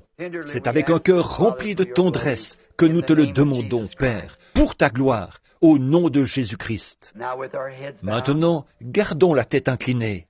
Et pendant que notre sœur joue ça, il me donnera grâce et gloire et m'accompagnera jusqu'au bout. Je voudrais que vous priez en silence maintenant et que vous demandiez au Père Céleste de vous accorder ce soir ce dont vous avez besoin. Mon cher frère, ma chère sœur, il est aussi proche de vous que votre bras. Vous m'avez cru pour d'autres choses. Alors croyez-moi pour ça. Il est ici pour vous donner tout ce dont vous avez besoin. Oh, ces dernières semaines, j'étais tellement affamé, tellement assoiffé, j'avais tellement envie de vous revoir. C'est pour ça que j'ai dit, Billy, rentrons chez nous. Mais Dad a dit, pourquoi veux-tu retourner là-bas où il fait froid, Bill? Tu attrapes toujours un mal de gorge et tout. Tu te retrouves toujours avec un rhume de cerveau, enroué, et tu n'arrives presque plus à parler. J'ai dit, eh bien, je ne sais pas. Je lui ai dit, je vois mon ami, Charlie Cox, assis là-bas. Je lui ai dit, je suis impatient d'entendre Charlie dire, le petit écureuil a grimpé sur cet arbre là-bas. J'ai tellement envie d'entendre ça. Je veux être avec vous, c'est tout. Je sais que mon frère Banks a été très malade. Je l'ai vu en vision, ici, il n'y a pas longtemps. Il était allongé sur le dos. Et je sais qu'il a bien failli nous quitter dernièrement. Quand je vous regarde, chacun de vous, l'autre soir, j'entrais à la réunion des hommes d'affaires chrétiens, l'International. Le vieux Pop Chakarian, le père de Demos, d'habitude, il était assis là et le regardait jusqu'à ce que j'entre. Alors il souriait et me saluait avec ce petit signe de la main qu'il me faisait. Là, il n'y était pas. Il est parti. Et puis, j'ai dû aller vers cette famille avec un « Ainsi dit le Seigneur ». Leur fille aussi va mourir. Florence. Je l'ai vue en vision, je l'ai vue partir. Je sais qu'elle s'en va.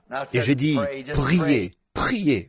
Vous savez, il y a un prophète une fois avait été chargé d'aller dire à un roi de mettre sa maison en ordre. Alors il a prié et lui a prêté vie pour 15 ans de plus. J'ai dit, priez.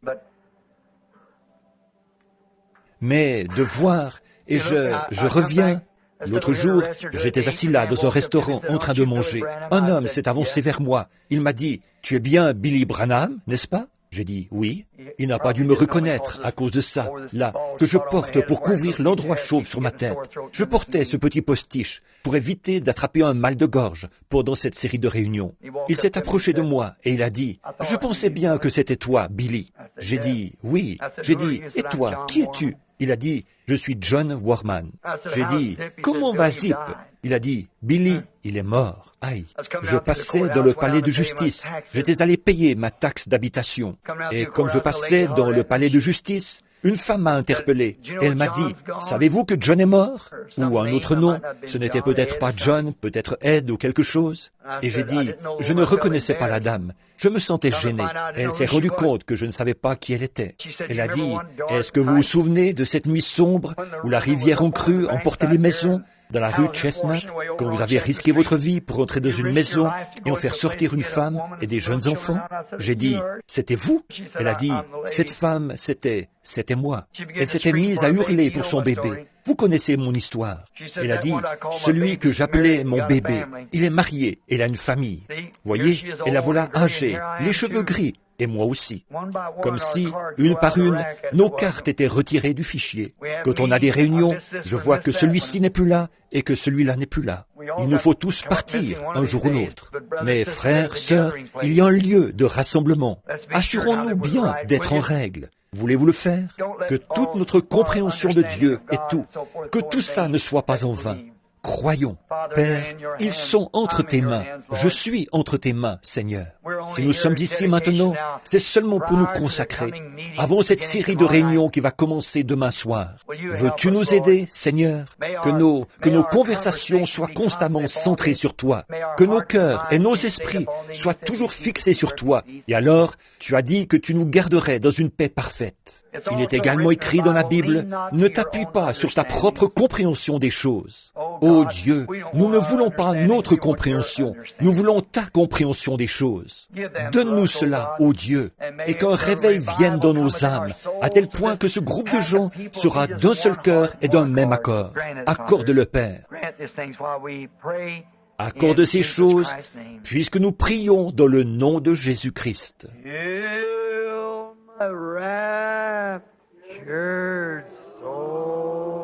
Jusqu'à ce que mon âme ravie trouve le repos au-delà de la rivière.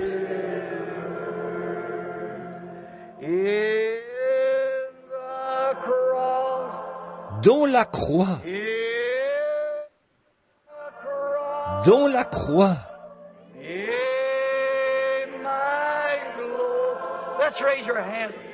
et ma gloire, levons les mains à jamais.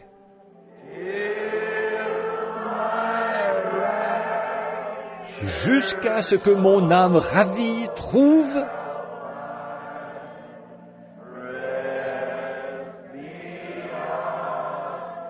le repos au-delà de la rivière.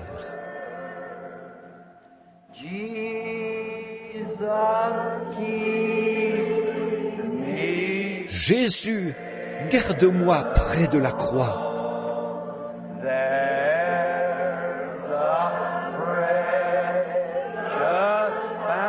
Là, une précieuse fontaine.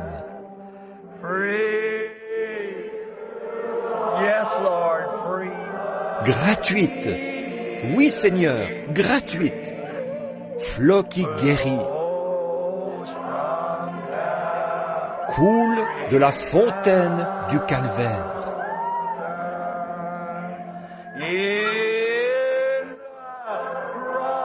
Dans la croix. Dans la croix.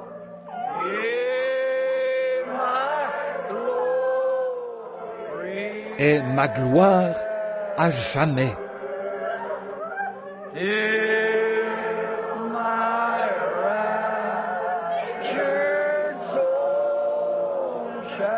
Jusqu'à ce que mon âme ravie trouve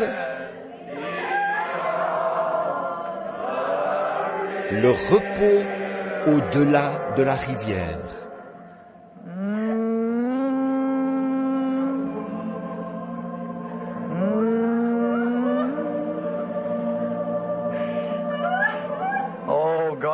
Ô Dieu, s'il y en a parmi vous qui auraient à cœur de venir s'agenouiller autour de l'autel, si vous avez envie de venir pour dire « Je ne suis pas où je devrais être, Seigneur, je veux me reconsacrer, je veux le faire ce soir, Seigneur », alors je vous invite à venir. Nous serons ici pour prier avec vous.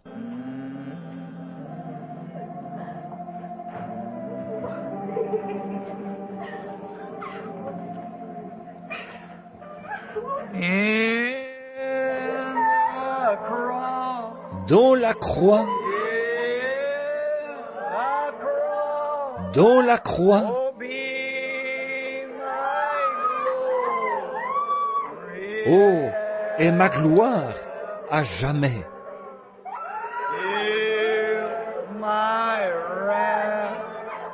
Jusqu'à ce que mon âme ravie trouve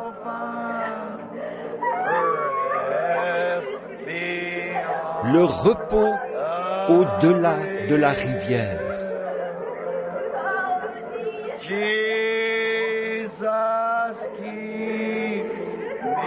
Jésus, garde-moi près de la croix.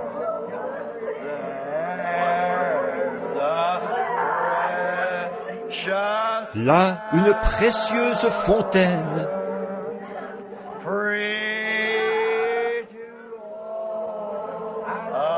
Gratuite pour tous, un flot qui guérit,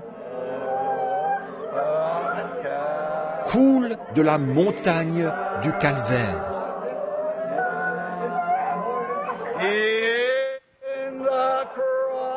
Dans la croix, dans la croix, est ma gloire à jamais.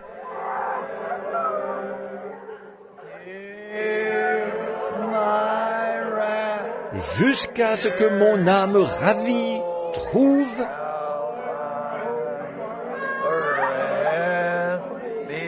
le repos au-delà de la rivière.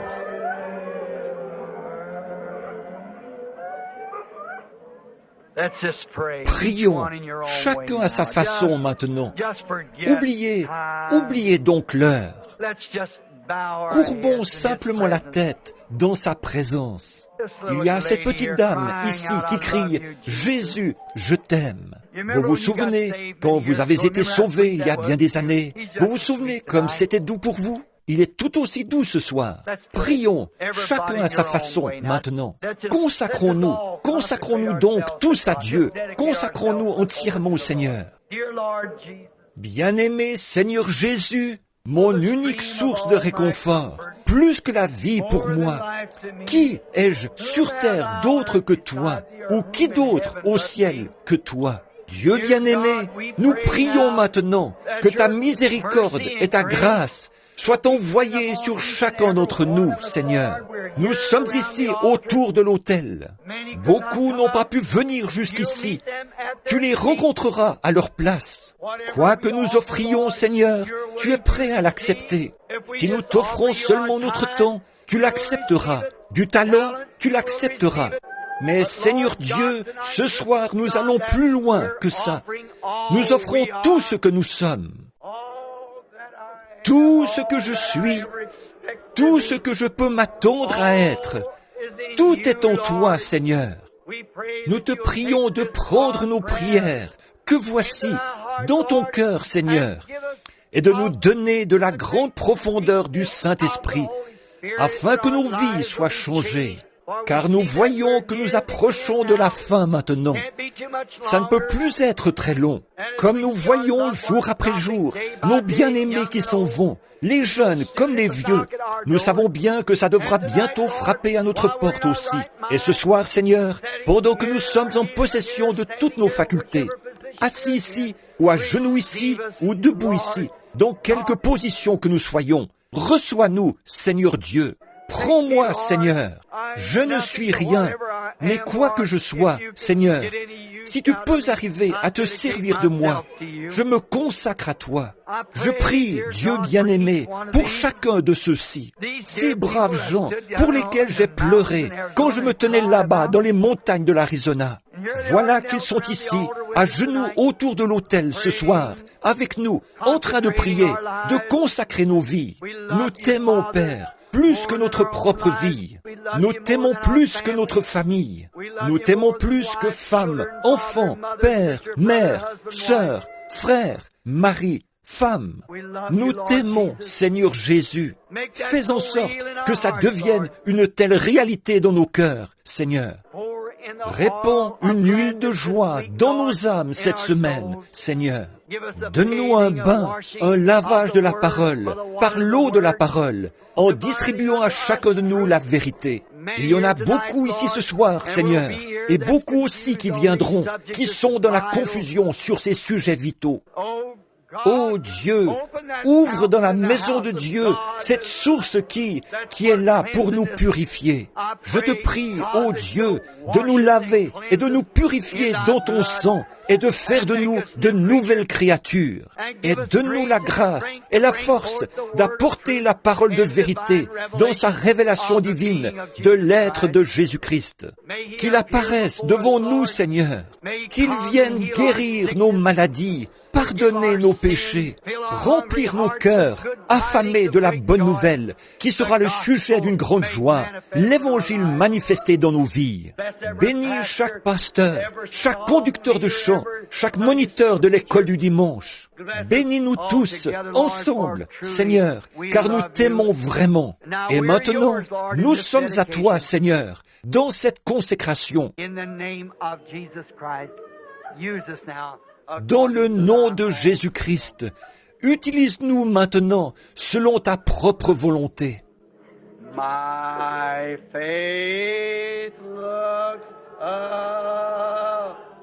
Ma foi regarde vers toi. Toi, agneau du calvaire. Ô Sauveur divin,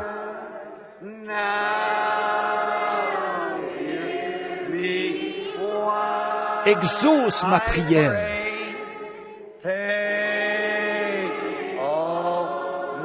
Enlève tout mon péché.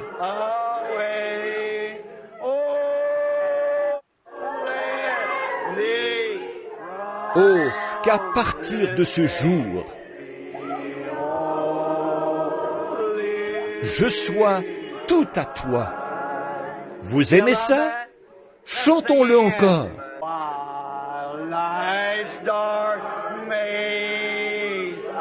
Comme je marche dans le sombre labyrinthe de la vie, et que les chagrins autour de moi se multiplient, toi, sois mon guide.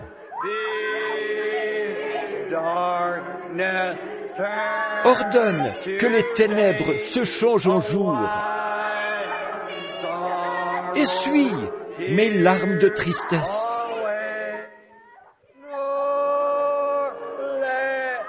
Et que jamais je ne m'égare. Loin de toi. Est-ce que vous ne vous sentez pas bien avec ça? Combien aiment chanter ces vieux chants? Moi, je les aime beaucoup. Pas vous? Nous marchons vers Sion. Magnifique, magnifique Sion.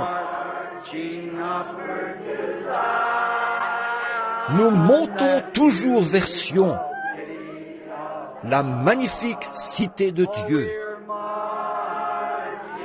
Nous marchons vers Sion. Oh, magnifique, magnifique Sion. Nous montons toujours vers Sion, la magnifique cité de Dieu. Venons, nous qui aimons le Seigneur. Faisons connaître nos joies. Chantons ensemble d'un même cœur. Chantons ensemble d'un même cœur. Et entourons le trône. Entourons. Maintenant, levons-nous pour le chanter.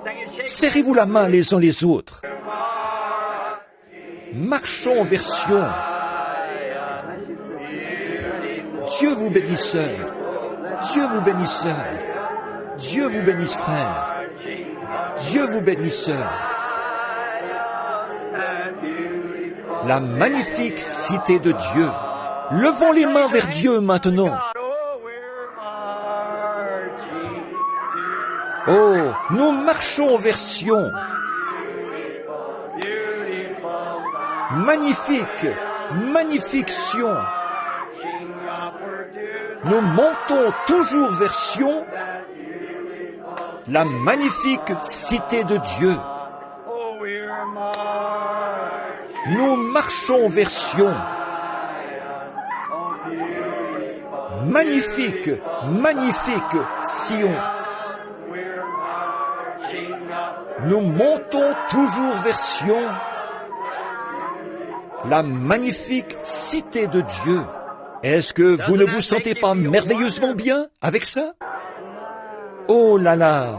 Oh, levons les mains et louons-le chacun à sa façon. Seigneur Jésus, toi, la rose de Saron, le lys de la vallée, l'étoile brillante du matin, le plus beau entre 10 000 pour mon âme. Toi, mon unique source de réconfort, plus que la vie pour moi. Comme nous t'aimons, prête l'oreille maintenant, Seigneur, comme nous te remercions. Oh, comme nous te louons. Bénis-les, ô notre précieux Seigneur et Sauveur.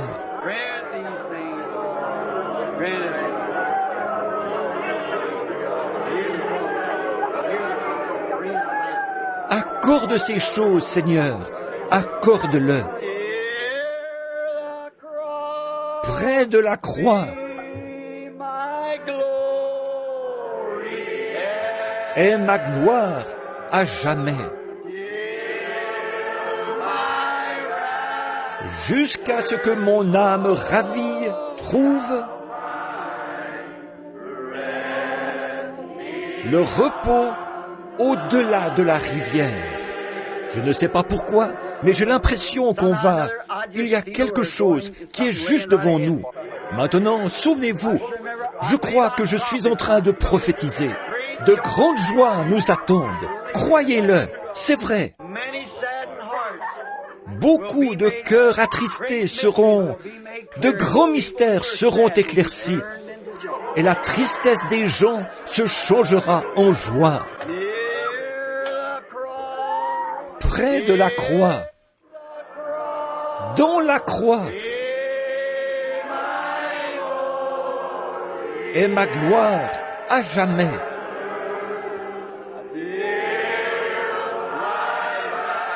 Jusqu'à ce que mon âme ravie trouve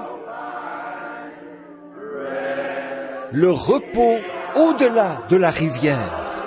Comme Jean, il y a bien longtemps, quand il était devenu trop vieux pour prêcher. On m'a dit qu'il restait assis et qu'il criait de toutes ses forces. Petits enfants, aimez-vous les uns les autres. Aimez-vous les uns les autres. Ne laissez rien se mettre entre vous. Voyez, ne laissez rien de tel s'approcher peu importe de quoi il peut s'agir. Assumez-le. Nous sommes en route vers Ninive. Voyez, n'embarquez pas sur ce vieux bateau pour Tarsis, où vous n'êtes plus en communion. Avançons vers le flot des bénédictions de Dieu. Je crois que nous en aurons. Je crois à notre Père. Vous vous sentez mieux maintenant, sœur? C'est bien. C'est comme ça que j'aime voir naître les enfants, les voir percer. Je me souviens, il y a bien des années, à cet endroit même, quand je pense que des milliers sont nés, sont entrés dans le royaume de Dieu. Ici même, on était bien loin de se douter quand on était là avec seulement 80 cents en poche pour construire l'église. Oh, il a dit, moi l'Éternel, j'ai planté, je l'arroserai jour et nuit. Et il l'a fait, il l'a fait. Que Dieu vous bénisse. Maintenant, comme nous courbons la tête, maintenant, demain soir, souvenez-vous, les réunions auront lieu là-bas, à la salle de l'école. Et si il y aura quelqu'un pour indiquer le chemin, parce qu'il y aura des nouveaux qui viendront, si vous l'aimez, dites Amen. Oh, n'est-il pas merveilleux? Je me tenais ici, au bord de la rivière, et je chantais ce vieux cantique. Au bord du Jourdain, je me tiens. Pensez donc, il y a 30 ans de ça, 33 ans de ça. Mes yeux se portent au loin. Je vois là-bas mon Canaan, terre de mon trésor. Et beaucoup de ceux que j'ai baptisés ce soir-là sont là-bas maintenant. Ils se tenaient là, et ils ont vu de leurs yeux cette étoile du matin, quand elle est descendue des cieux en tournoyant comme ça. Et qu'il a été dit, comme Jean-Baptiste a été envoyé pour apporter, comme précurseur de la première venue de Christ. Ton message sera le précurseur de la seconde venue. Comment est-ce qu'on aurait pu l'imaginer? Mais toutes les paroles de Dieu sont vraies. Toutes les paroles de Dieu.